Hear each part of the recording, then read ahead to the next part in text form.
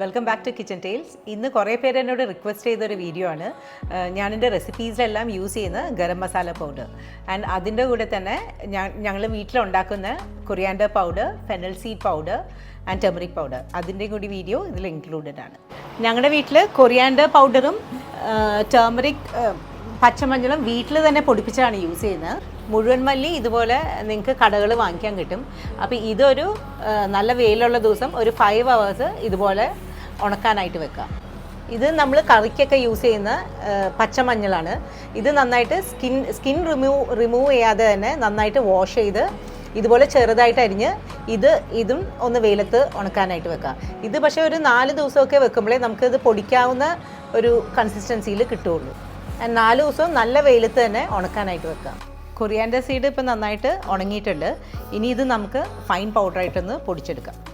പുറത്തുനിന്ന് മേടിക്കുന്ന കൊറിയാൻഡർ പൗഡറിൻ്റെ ടേസ്റ്റും ആൻഡ് നമ്മൾ ഇതുപോലെ ഹോം മെയ്ഡ് ആയിട്ട് പൊടിച്ചെടുക്കുന്ന മല്ലിപ്പൊടിയുടെ ടേസ്റ്റും ടോട്ടലി ഡിഫറെൻ്റ് ആണ്.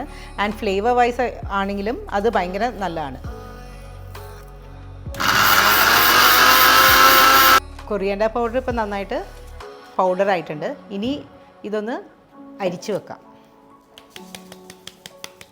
എപ്പോഴും ഒരു 200 grams ഒക്കെ മതിയാവും നമുക്കൊരു 2 weeksലോട്ട് യൂസ് ചെയ്യാനായിട്ട്. അപ്പോൾ അത്രയും ചെറിയൊരു ക്വാണ്ടിറ്റിയിൽ പൊടിച്ചു വെക്കുന്നതാണ് എപ്പോഴും നല്ലത്. കൂടുതലായിട്ട് നമ്മൾ പൊടിച്ചു വെക്കുകയാണെങ്കിൽ അതിൽ 2 ആയിട്ട് ഡിവൈഡ് ചെയ്ത് പകുതി റെഫ്രിജറേറ്റ് ചെയ്യുക ആൻഡ് പകുതി നമ്മൾ ഡെയിലി യൂസിനായിട്ട് വെക്കുക. ഇതിപ്പോൾ നല്ല ഫൈൻ പൗഡറായിട്ടുണ്ട്. ആൻഡ് ഇത് നല്ലൊരു എയർ ടൈറ്റ് കണ്ടെയ്നറിൽ ആക്കി വെക്കുക. എപ്പോഴും ശ്രദ്ധിക്കാനുള്ളത് നല്ല വെയിലത്തുനിന്ന് നമ്മൾ എടുക്കുന്ന അപ്പം തന്നെ മിക്സർ ജാറിലിട്ട് പൗഡർ ചെയ്ത് വെക്കുക.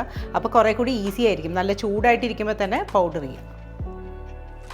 ആൻഡ് ഒരു പ്രാവശ്യം നിങ്ങൾ ഇതുപോലെ ഒന്ന് ചെയ്ത് നോക്കിക്കഴിഞ്ഞാൽ പിന്നെ നിങ്ങൾ പുറത്തുനിന്നുള്ള പൊടി ഒരിക്കലും യൂസ് ചെയ്യില്ല. എപ്പോഴും ഹോം മെയ്ഡ് കൊറിയാൻഡർ പൗഡറിൻ്റെ ഫ്ലേവർ ടോട്ടലി ഡിഫറെൻ്റ് ആണ് നമ്മൾ പുറത്തുനിന്ന് മേടിക്കുന്ന കൊറിയാൻഡർ പൗഡറായിട്ട്. ആൻഡ് എപ്പോഴും ശ്രദ്ധിക്കാനുള്ളത് നനഞ്ഞ സ്പൂണിട്ട് ഒരിക്കലും ഇതെടുക്കാതെ എപ്പോഴും ഡ്രൈ സ്പൂൺ തന്നെ യൂസ് ചെയ്യാം.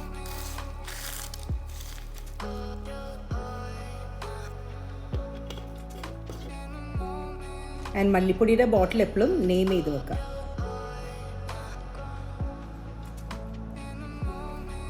നമ്മുടെ മല്ലിപ്പൊടി റെഡി ആയിട്ടുണ്ട്. ഇനി നെക്സ്റ്റ് ഫെനൽ സീഡ് പൗഡറാണ് റെഡിയാക്കാൻ പോകുന്നത്. അപ്പോൾ ഞാനൊരു 200 grams പെരിഞ്ജീരകം എടുത്തിട്ടുണ്ട്. ആൻഡ് അത് ഇതുപോലെ നോൺ സ്റ്റിക്ക് പാനിൽ ലോ ഫ്ലെയിമിൽ വെച്ചിട്ട് ചൂടാക്കിയെടുക്കാം. ഞാനൊരു 200 grams പെരിഞ്ജീരകമാണ് എടുത്തിരിക്കുന്നത്. അത് ഇതുപോലെ സ്റ്റർ ചെയ്തുകൊണ്ട് വേണം ചൂടാക്കാനായിട്ട്. ആൻഡ് എപ്പോഴും ലോ ഫ്ലെയിമിൽ വെച്ച് ചൂടാക്കാം. ഈ പെരിഞ്ജീരകം അധികം മുരിഞ്ഞു കഴിഞ്ഞാൽ ഇതിൻ്റെ ഫ്ലേവർ എല്ലാം പോകും. അപ്പോൾ എപ്പോഴും ലോ ഫ്ലെയിമിൽ വെച്ച് 5 minutes വേണം ചൂടാക്കാനായിട്ട്. ആൻഡ് അതുപോലെ തന്നെ ചൂടാക്കി അപ്പം തന്നെ പൊടിച്ചെടുക്കാം. ആൻഡ് നമ്മൾ പൊടിക്കാൻ ഉപയോഗിക്കുന്ന മിക്സർ ജാറിൽ എപ്പോഴും നല്ല നനവൊന്നും ഇല്ലാതെ എപ്പോഴും തുടച്ചിട്ട് വേണം പൊടിക്കാനായിട്ട്. ഞങ്ങളുടെ വീട്ടിൽ പെരിഞ്ജീരകത്തിൻ്റെ ടേസ്റ്റ് ഭയങ്കര ഇഷ്ടമാണ്. അത് കാരണം ഞാനിത് ഒരു 200 grams ഒക്കെയാണ് പൊടിച്ച് വെക്കുന്നത്. കൂടുതലായിട്ട് പൊടിച്ച് വെക്കുകയാണെങ്കിൽ നിങ്ങൾ നേരത്തെ ഞാൻ പറഞ്ഞ പോലെ തന്നെ ഡിവൈഡ് ചെയ്ത് കുറച്ച് ഫ്രിഡ്ജിൽ വെക്കുക ആൻഡ് കുറച്ച് നമ്മൾ ഡെയിലി യൂസിന് വെക്കുക.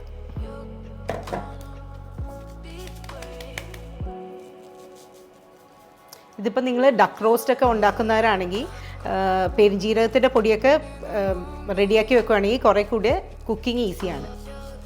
ഇതിപ്പോൾ പൊടിച്ച് അപ്പം തന്നെ ആകുമ്പോൾ നേരിയൊരു ചൂടുണ്ടാവും. അപ്പോൾ ചൂടാറിയിട്ട് വേണം എയർ ടൈറ്റ് കണ്ടെയ്നറിലോട്ട് മാറ്റാനായിട്ട്. ആൻഡ് ഇതും മറക്കാതെ തന്നെ പേരെഴുതി വെക്കാം. ബിക്കോസ് മല്ലിപ്പൊടിയും പെരിഞ്ജീരകപ്പൊടിയൊക്കെ ഒരേ കളറായതുകൊണ്ട് മാറിപ്പോകാൻ ചാൻസ് ഉള്ളതുകൊണ്ട് മസ്റ്റായിട്ട് ഇതുപോലെ പേരെഴുതി വെക്കണം. Next garam masala powder. നമ്മുടെ ഗരം മസാലയ്ക്ക് വേണ്ടത് പെരിഞ്ജീരകം, കരയാമ്പൂ, സിനമൺ, ഏലക്ക, സ്റ്റാർ അനീസ് ആൻഡ് ജാതിപത്രി. ഇതിൽ കരയാമ്പൂ, സിനമൺ, കാർഡമം ഇത്രയും 20 grams വീതമാണ് എടുക്കേണ്ടത്. ഇപ്പോൾ നമ്മൾ കപ്പിൽ മെഷർ ചെയ്യുകയാണെങ്കിൽ 1/4 cup. ആൻഡ് പെരിഞ്ജീരകം 50 grams. ഇപ്പം നമ്മൾ കപ്പിൽ മെഷർ ചെയ്യണമെങ്കിൽ ഇതൊരു 1/2 cup വരും. ആൻഡ് ജാതിപത്രി 5 എണ്ണം ആൻഡ് സ്റ്റാർ അനീസും 5 എണ്ണം. ആൻഡ് ഇത് രണ്ടും നിങ്ങൾക്ക് ഇതിൻ്റെ ഫ്ലേവർ അത്ര ഇഷ്ടമില്ലെങ്കിൽ നമ്പർ കുറയ്ക്കാവുന്നതാണ്.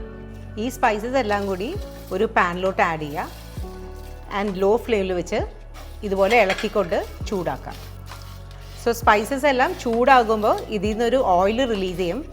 അപ്പോൾ അതിന് വേണ്ടിയിട്ടാണ് നമ്മളിങ്ങനെ ചൂടാക്കുന്നത്. ആൻഡ് ചൂടാക്കാതെ നമ്മൾ പൊടിക്കുകയാണെങ്കിൽ അത് നല്ല ഫൈൻ പൗഡർ ആവാനും പാടാണ്. ആൻഡ് അതുപോലെ തന്നെ പെട്ടെന്ന് കേടാവാനും ചാൻസ് ഉണ്ട്. അപ്പോൾ ഇതുപോലെ ലോ ഫ്ലെയിമിൽ വെച്ച് ചൂടാക്കി വേണം പൊടിക്കാനായിട്ട്. ഒരു 5 മിനിറ്റ്സ് ഇതുപോലെ ഡ്രൈ റോസ്റ്റ് ചെയ്തതിന് ശേഷം ഒരു പ്ലേറ്റിലോട്ട് മാറ്റി വെക്കാം. നിങ്ങൾ ഈ നമ്മൾ റോസ്റ്റ് ചെയ്ത പ്ലേറ്റിൽ തന്നെ ഈ മസാല ഇട്ട് വെക്കുവാണെങ്കിൽ കൂടുതൽ റോസ്റ്റായി പോകാൻ ചാൻസ് ഉണ്ട്. അപ്പോൾ എപ്പോഴും 5 മിനിറ്റ്സ് ഡ്രൈ റോസ്റ്റ് ചെയ്ത് കഴിയുമ്പോൾ ഒരു പ്ലേറ്റിലോട്ട് മാറ്റി വെച്ചിട്ട് വേണം ഫൈൻ പൗഡർ ആക്കാനായിട്ട്.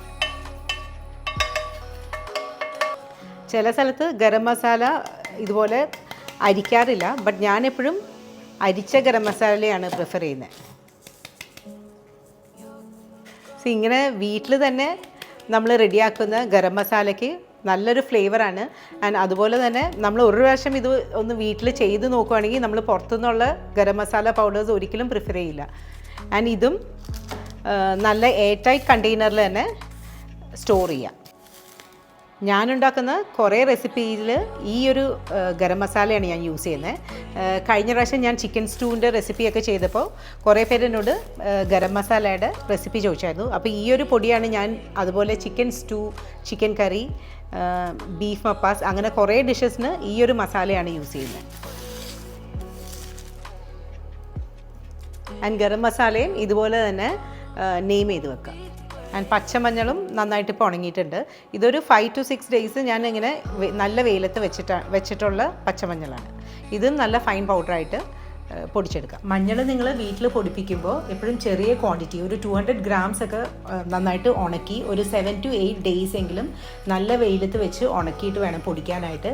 ബേസിക്കലി ഇതിൽ വാട്ടർ കണ്ടൻറ്റ് തീരെ ഇല്ലാതെ വേണം പൊടിച്ചു വെക്കാനായിട്ട്. വാട്ടർ കണ്ടൻറ്റ് ഉണ്ടെങ്കിൽ പെട്ടെന്ന് കേടാവാനും ചാൻസ് ഉണ്ട്. ആൻഡ് അതുപോലെ തന്നെ ഫ്രിഡ്ജിൽ വേണം ഇത് സ്റ്റോർ ചെയ്യാനായിട്ടും.